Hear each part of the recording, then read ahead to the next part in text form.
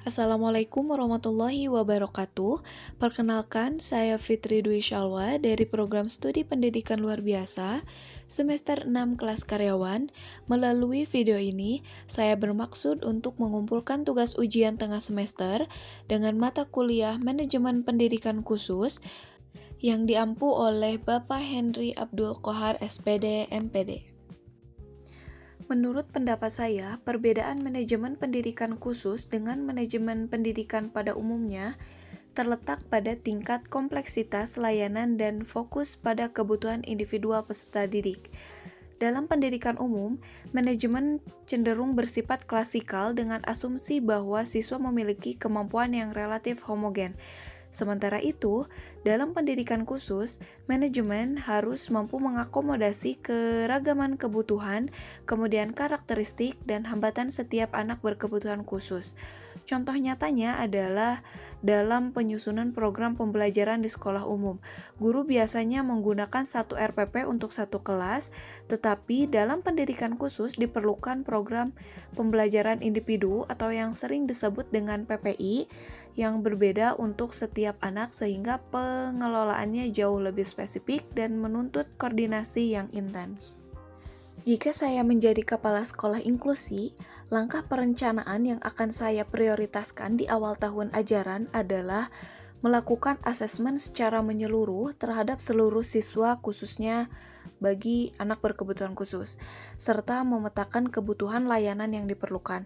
Hal ini penting sekali karena tanpa pemahaman yang jelas tentang kondisi dan kebutuhan siswa, program yang dirancang berpotensi tidak tepat sasaran. Selain itu, saya juga akan merencanakan pelatihan guru terkait pendidikan inklusif dan strategi diferensiasi pembelajaran karena kesiapan guru menjadi kunci keberhasilan implementasi inklusi di sekolah. Dalam pandangan saya, prinsip POAC atau sering disebut planning, organizing, actuating, and controlling sangat penting diterapkan dalam pendidikan khusus karena layanan yang diberikan tidak bisa berjalan secara spontan atau tanpa arah. Salah satu contohnya adalah ketika mengajarkan keterampilan makan secara mandiri pada anak tunagrahita. Guru harus merencanakan langkah-langkah pembelajaran, yaitu planning, kemudian mengatur siapa yang terlibat dan media yang digunakan, itu termasuk organizing, kemudian melaksanakan pembelajaran secara langsung, itu actuating, serta mengevaluasi perkembangan anak, yaitu controlling. Tanpa penerapan POAC, proses pembelajaran akan tidak terarah dan sulit mencapai tujuan yang diharapkan. Penerapan zero reject policy di sekolah inklusi menurut saya dapat berjalan ideal apabila sekolah memiliki komitmen kuat untuk menerima semua anak tanpa diskriminasi, didukung dengan kesiapan sumber daya baik guru, fasilitas, maupun kurikulum yang fleksibel. Namun, tantangan yang mungkin terjadi antara lain adalah keterbatasan guru pendamping khusus atau sering disebut GPK, kurangnya pelatihan guru reguler, serta sarana-prasarana yang belum ramah disabilitas.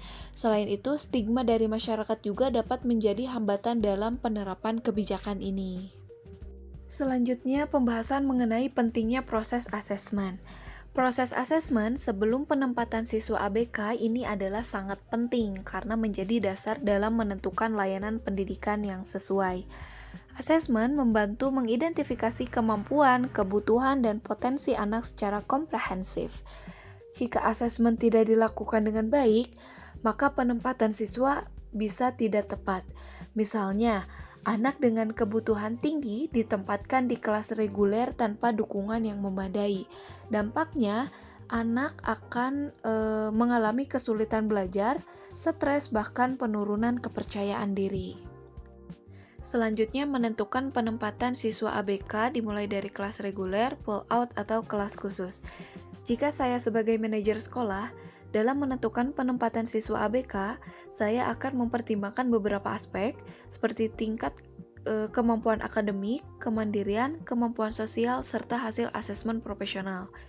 Siswa dengan kemampuan yang masih dapat mengikuti pembelajaran umum, kemudian dengan sedikit bantuan, itu bisa ditempatkan di kelas reguler.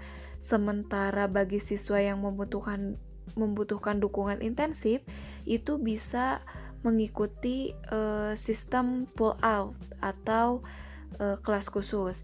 Nah, prinsip utamanya adalah menempatkan siswa pada lingkungan yang paling mendukung perkembangan optimalnya.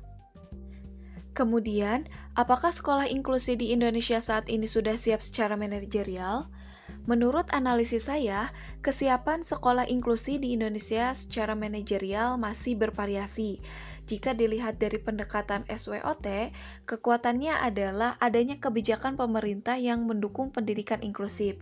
Kelemahannya terletak pada keterbatasan sumber daya manusia dan fasilitas.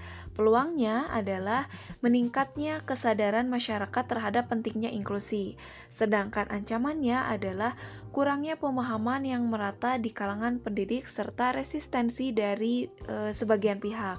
Hal ini menunjukkan bahwa meskipun sudah ada kemajuan, masih diperlukan banyak perbaikan dan evaluasi.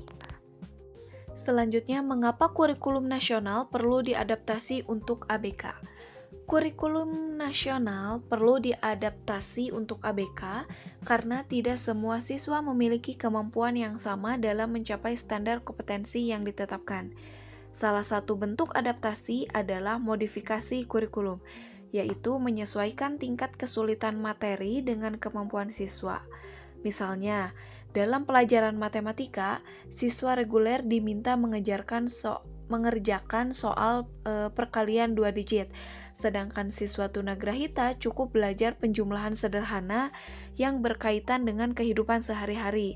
Dengan demikian, pembelajaran menjadi lebih bermakna dan tidak memberatkan siswa. Selanjutnya, peran program pembelajaran individual atau PPI dalam keberhasilan belajar siswa ABK. PPI ini memiliki peran yang sangat penting dalam keberhasilan belajar siswa ABK. Mengapa demikian? Karena menjadi panduan utama dalam proses pembelajaran yang sesuai dengan kebutuhan individu. Dari sudut pandang saya, sebagai calon pendidik, PPI membantu guru dalam menetapkan tujuan yang realistis, kemudian memilih strategi yang tepat, serta mengevaluasi perkembangan siswa secara terukur. Tanpa PPI, pembelajaran cenderung tidak terarah dan kurang efektif bagi siswa ABK. Kemudian yang terakhir, kolaborasi tim multidisipliner seperti guru, GPK, terapis, dan psikolog ini sangat penting dalam pendidikan khusus. Mengapa demikian? Karena setiap pihak memiliki peran dan keahlian yang saling melengkapi. Guru mungkin fokus pada pembelajaran akademik saja, tetapi terapis menangani aspek perkembangan tertentu dan psikolog melakukan asesmen serta intervensi perilaku. Jadi, jika kolaborasi ini tidak berjalan dengan baik, maka penanganan terhadap anak menjadi tidak terpadu, sehingga perkembangan anak tidak optimal. Oleh karena itu, kerjasama yang solid menjadi kunci keberhasilan layanan pendidikan khusus. Demikian tugas ini saya sampaikan. Besar harapan saya agar tugas yang saya kumpulkan ini dapat memenuhi kriteria penilaian yang telah ditetapkan. Atas perhatian dan bimbingan Bapak, saya ucapkan terima kasih. Billahi taufiq wal hidayah. Wassalamualaikum warahmatullahi wabarakatuh.